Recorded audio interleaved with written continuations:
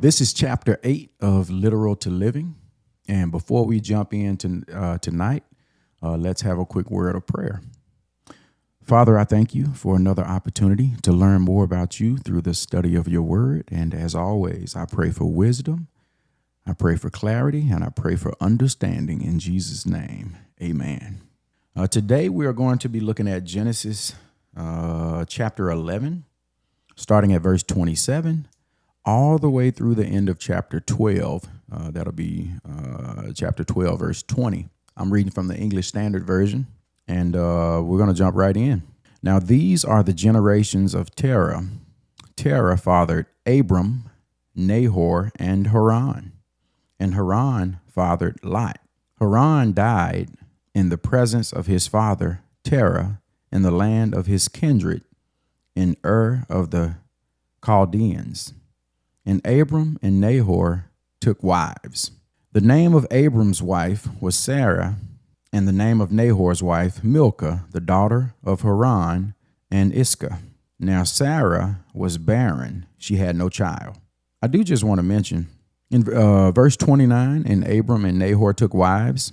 It's not saying they took multiple wives each. It's just pluralizing the fact that each of them had a wife, so wives. Terah took Abram his son, and Lot the son of Haran, his grandson, and Sarah his daughter-in-law, his son Abram's wife, and they went forth together from Ur of the Chaldeans to go into the land of Canaan. But when they came to Haran, they settled there. The days of Terah were 205 years, and Terah died in Haran. So just these last verses here, Terah, his son Abram, Lot, looks like the grandson of Terah, and Abram, Terah's daughter-in-law. They all went together to from Ur of the Chaldeans, moving towards the land of Canaan. But they ended up in Haran, and they settled there. Stark contrast in terms of the number of years, 205 years, Terah died. You recall back from previous chapters in Genesis, people were living a lot longer. You look at Shem's descendants in Genesis chapter 11, Arpachshad, 500 years, Shelah, 403 years, Peleg, 430 years. And then Reu ended up 209 years, and just started getting shorter and shorter. Starting in verse 1 of chapter 12. Now the Lord said to Abram, "Go from your country and your kindred and your father's house to the land that I will show you. And I will make of you a great nation, and I will bless you and make your name great, so that you will be a blessing. I will bless those who bless you, and him who dishonors you I will curse, and in you all the families of the earth shall be blessed." So Abram went as the Lord had told him, and Lot went with him. Abram was 75 years old when he departed from Haran. And Abram took Sarah his wife, and Lot his brother's son, and all their possessions they had gathered, and the people they had acquired in Haran, and they set out to go to the land of Canaan. When they came to the land of Canaan, Abram passed through the land to the place at Shechem, to the oak of Moreh. At the time the Canaanites were in the land. Then the Lord appeared to Abram and said, "To your offspring I will give this land." So he built there an altar to the Lord who had appeared to him. I'm going to stop here for just a moment.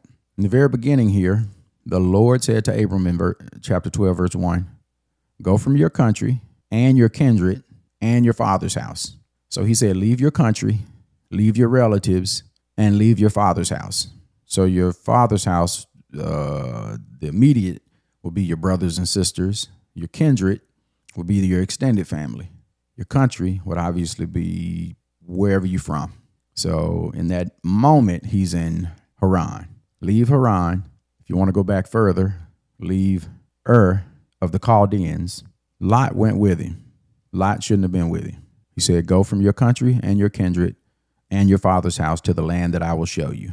And it says, so Abram went as the Lord had told him, and Lot went with him. He said they set out to go to the land of Canaan. When they came to the land of Canaan In verse 7, it said, "Then the Lord appeared to Abram and said, 'To your offspring I will give this land.'" So it almost seems when God said, "Go from your country and your kindred," or basically to a land that I will show you, it's almost as if this is the place that God showed him. This is the place that I'm going to give you.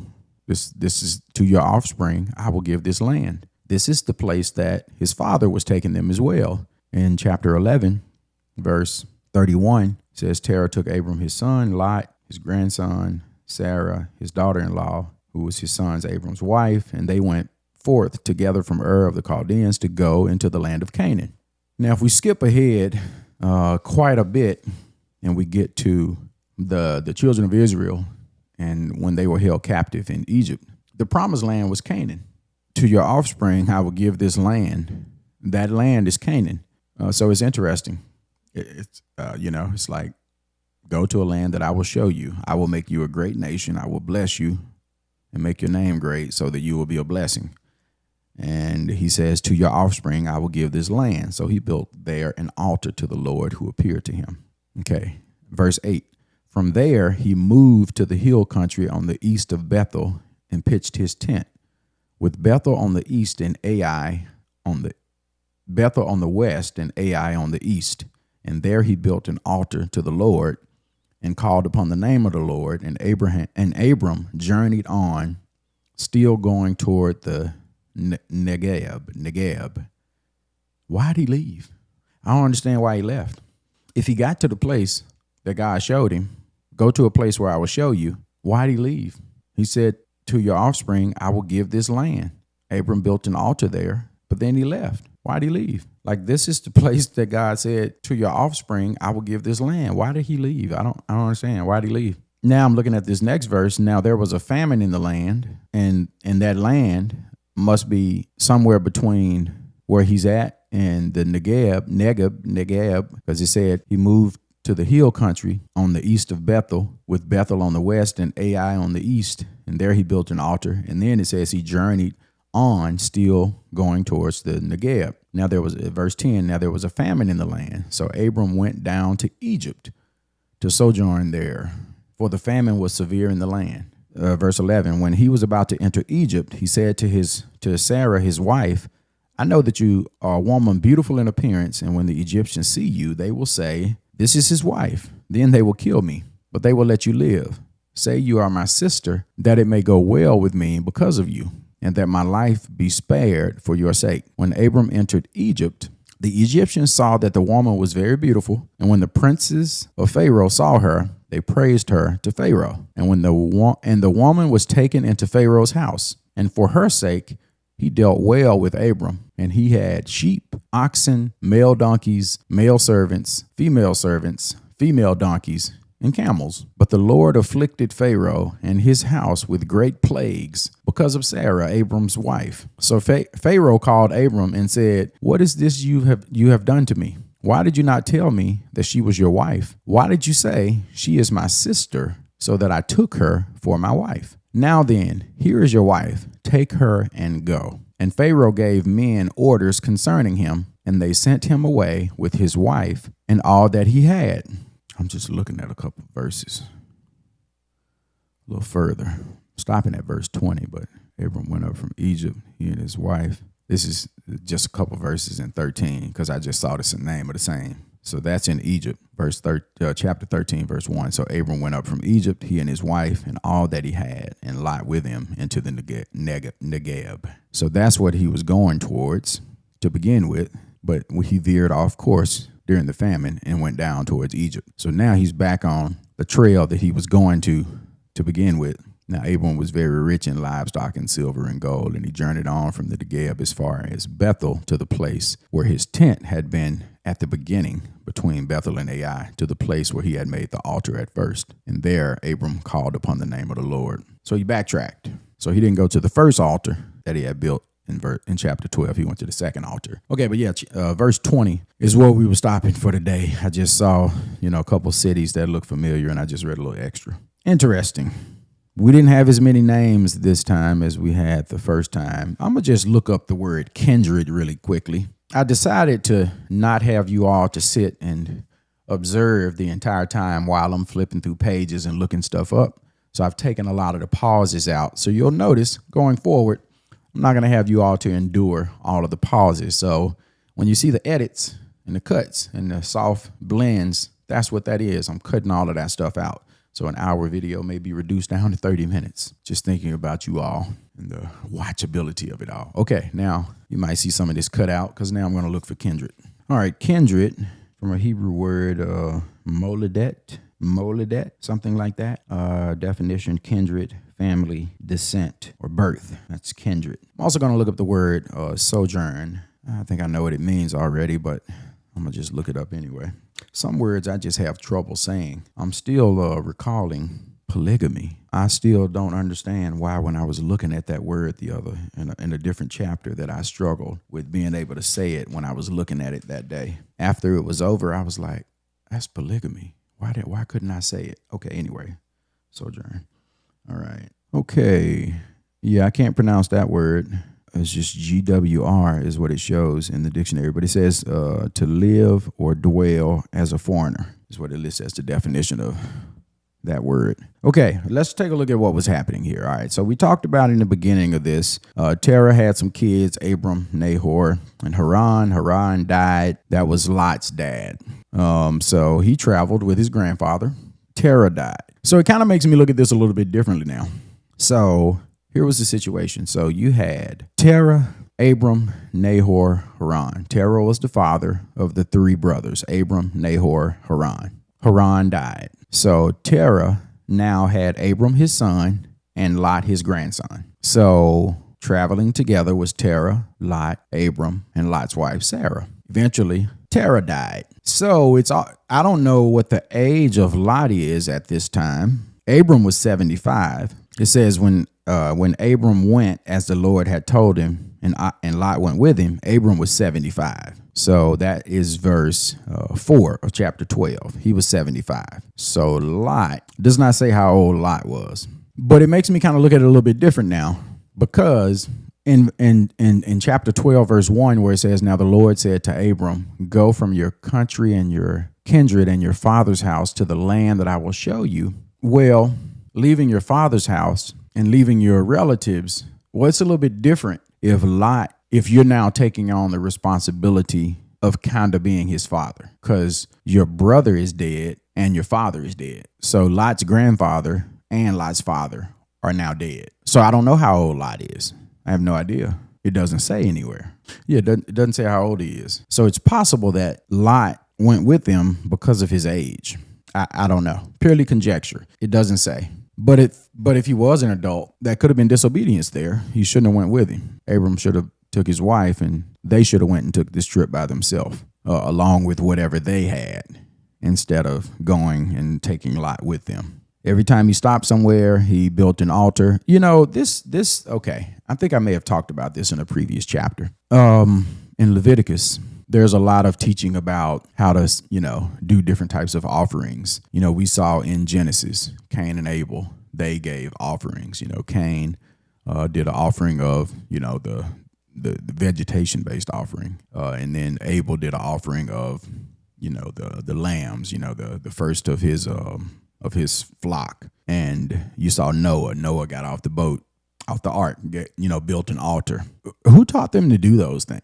Who taught them to do it? You saw the institutions of the sacrificial system and them being taught those things in Leviticus. But somebody had to teach these first people about these things because they were doing it. Somebody had to teach them. So I always find it interesting. There are certain things that we know occurred because it's happening, right? So somebody had to teach them. We don't know exactly who taught them. We know God had to have taught somebody something. Actually, we don't know that. God could have sent some of his cherubim to teach them certain things that God wants done.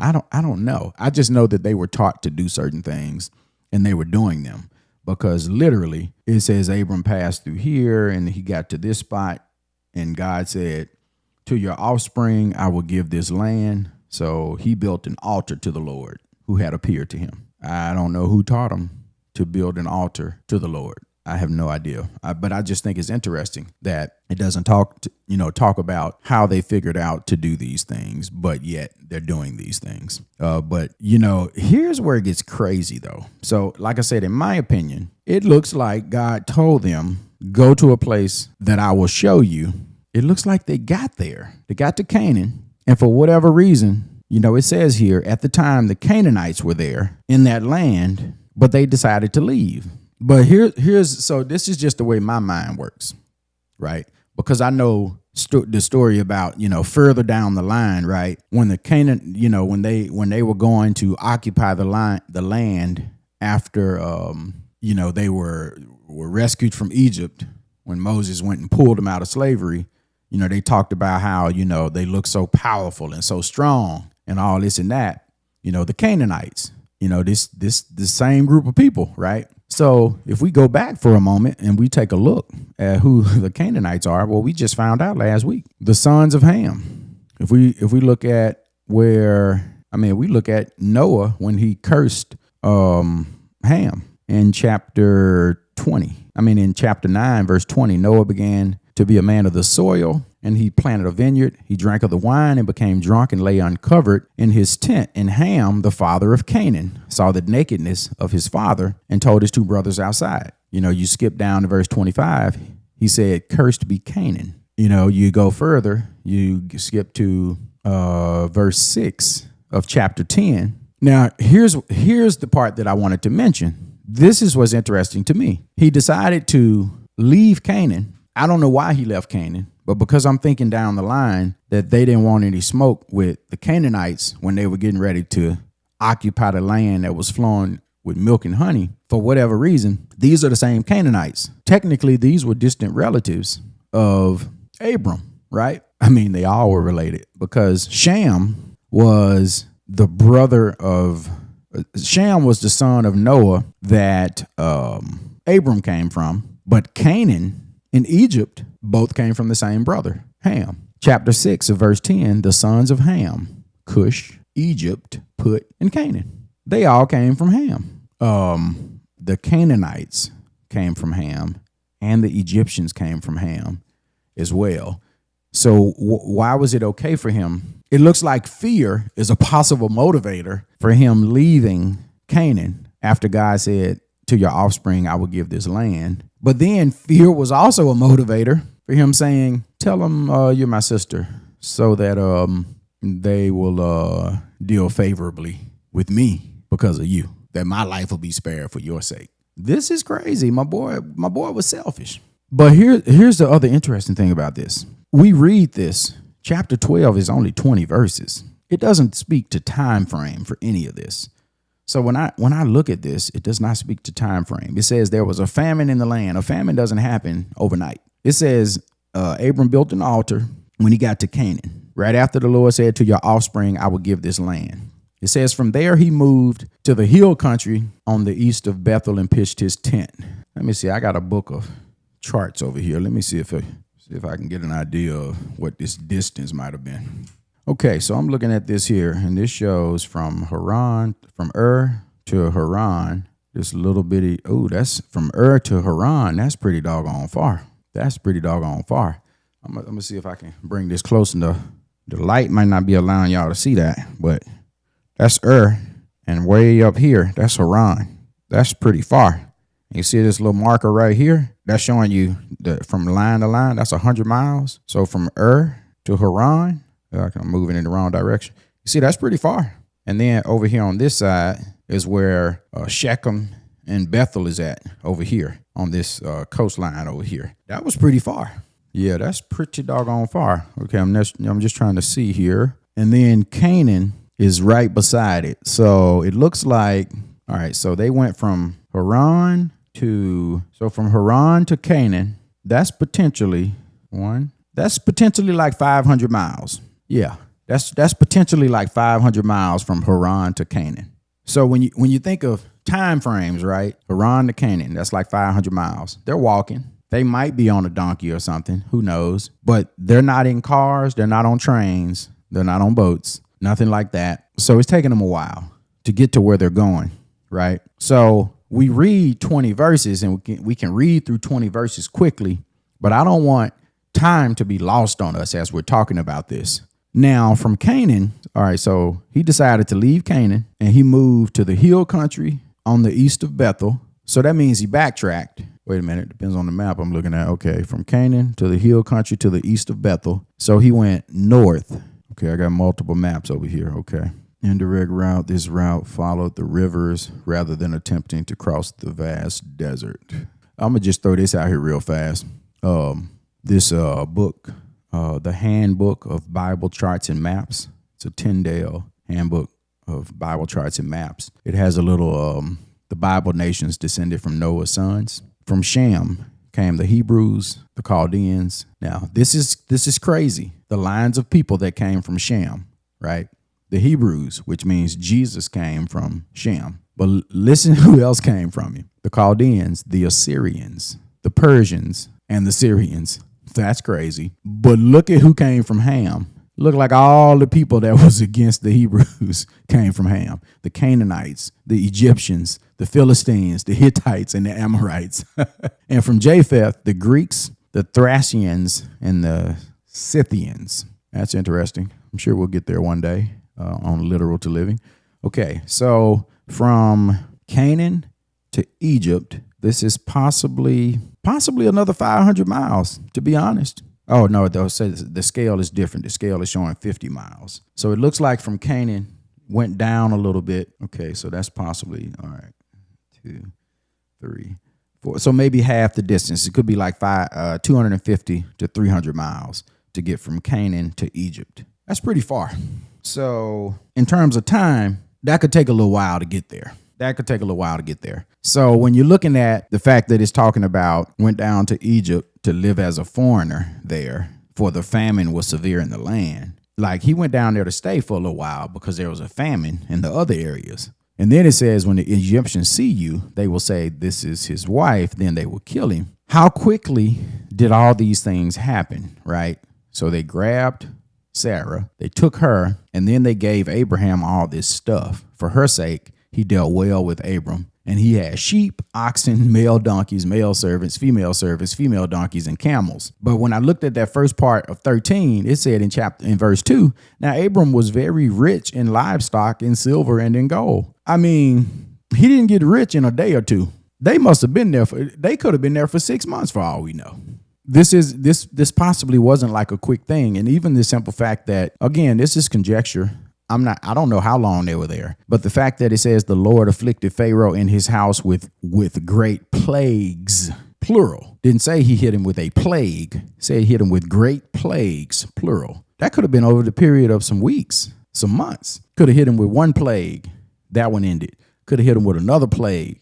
That one ended. It could have hit him with a few plagues before they even realized why they were even getting hit with these plagues. And then he could have told them, this is crazy. This is crazy. This is just it's a short passage, but this is crazy what's going on here. My boy lied though. This is all so very interesting. I think I have 2 points. So this is probably going to skip ahead because I'm going to write a few things down. Okay. So first principle I have here is, to basically trust God to deliver on his promises. Even when the path feels unclear, the people are unfamiliar, and this silence is unsettling. Trust God to deliver on his promises. Abram went to a place that God showed him. He got to Canaan. The Lord said to your offspring in 12:7, to your offspring, I will give this land. God didn't say anything else. That's it. That's all he said. Abram got there and God spoke. That's the land that's promised. It's possible that the presence of the Canaanites and the absence of further instruction caused some anxiety, caused some tension. It did something. But for whatever reason, Abram moved. Not because God told him to, but staying possibly caused some uncertainty. Staying possibly caused some uncertainty. I don't understand why he moved.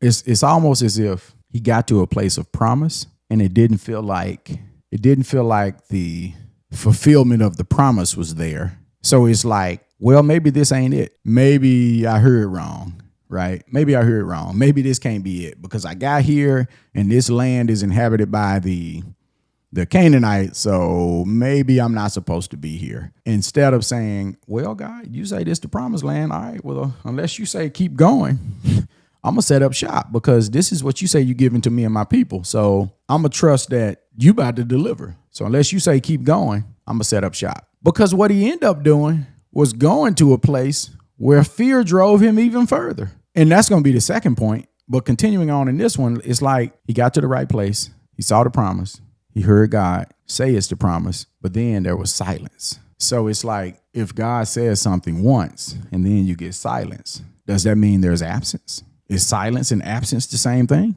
I know for me, sometimes in my life, I get worried, I get anxious, I get afraid when God speaks once and then there's silence. So I have to remember to trust God to deliver, even when there's silence, even especially when there's silence, because you hear him say the first thing, and when you start walking it out and you don't hear him say anything else, you start to wonder, am I doing the right thing?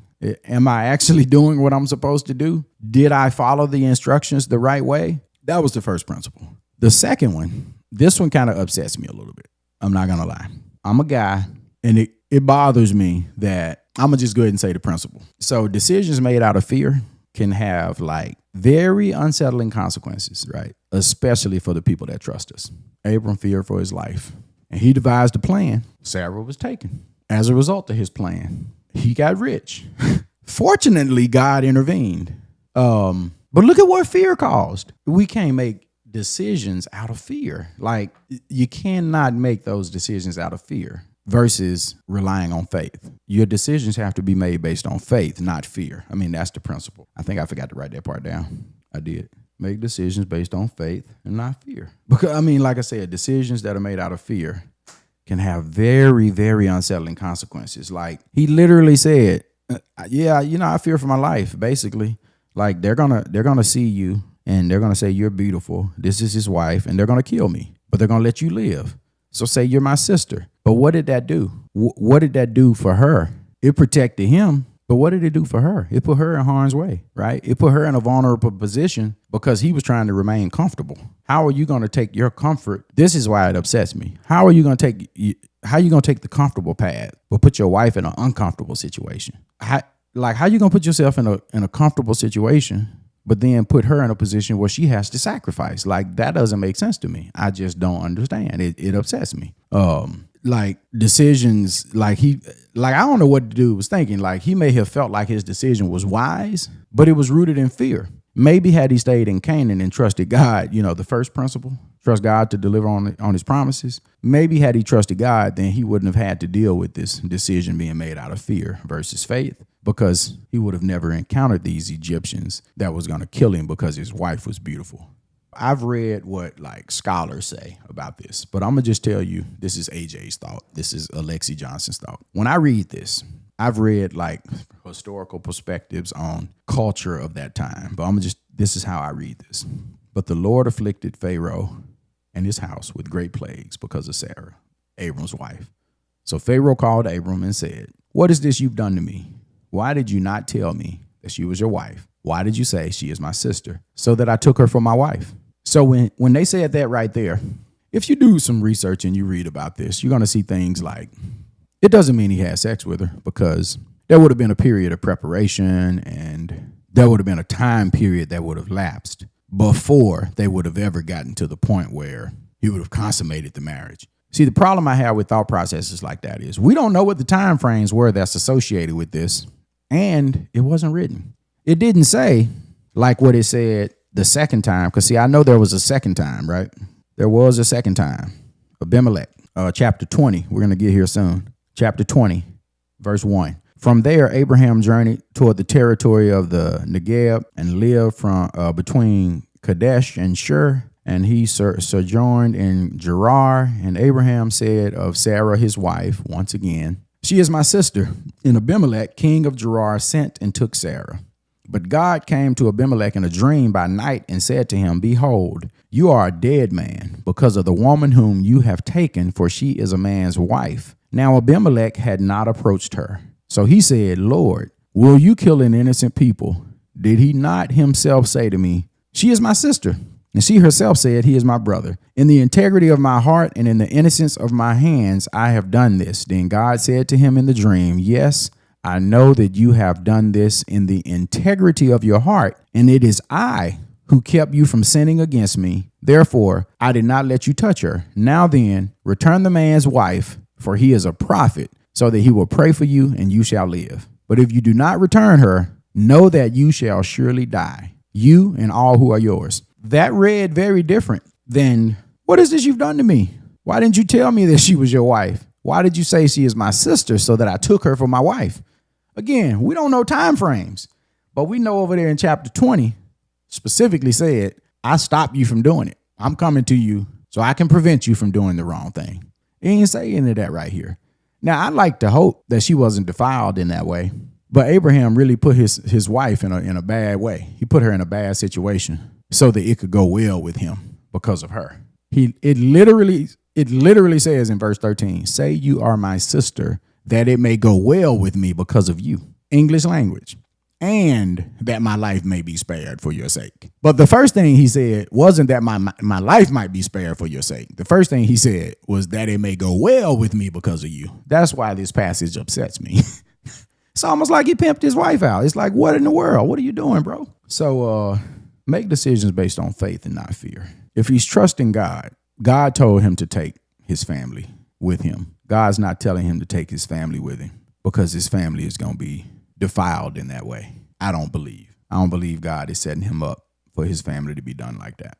Are some bad things going to happen to us in life? Absolutely. I don't think God was setting him up for the okie doke like that. Abram was foul. He was living foul. He was. Maybe had he stayed his behind in Canaan, he wouldn't have dealt with them Egyptians that would have saw his pretty wife and been like, I'm going to kill you because of her. Maybe he wouldn't have even dealt with that. He wouldn't have had to deal with that level of fear had he stayed over there in Canaan. I don't know. Maybe I'm just thinking too much into it, but these are my thoughts. Let me look at the rest of what I wrote, see if anything else is worth saying over here. I wrote a lot of stuff down during that pause. So a couple things that I wrote down. Let me go back to the point again. Make decisions based on faith and not fear. Sometimes when you make decisions based on fear, you start telling yourself stuff like, I had no choice, or it was the only way I could protect myself. Or maybe you'll say stuff like, well, God will understand. Nah, it's not what you're supposed to do. God intervened, but, we shouldn't be putting God in positions to where he has to come in and do something miraculous to clean up our mistakes, especially when we don't have to. We're going to mess up sometimes, but we don't go into it purposefully lying. That's what Abraham did. He went into it purposefully lying. I mean, that was crazy. But that's it for tonight. So you might have got something else, and I would love to hear about it. So if whatever you got, I'm on assignment, I can share everything that I get on Literal to Living because that's the whole intent behind it. But if God has given you something that you're allowed to share with the group, please share it in the comments. And we would love to converse with you about it. And any comments that you have, I will respond in the comments as well. Again, my name is Alexi Johnson, and I want to thank you for watching today's chapter of Literal to Living. If this blessed you, consider subscribing so you'll be notified as new chapters drop, usually every Tuesday morning. If it's not quite for you, but you know someone else who may benefit, feel free to share it with them. Finally, it is my sincere prayer that these chapters not only help us to understand God's word, but to live it out. So I'll see you next time as we continue to go from literal to living. Thanks.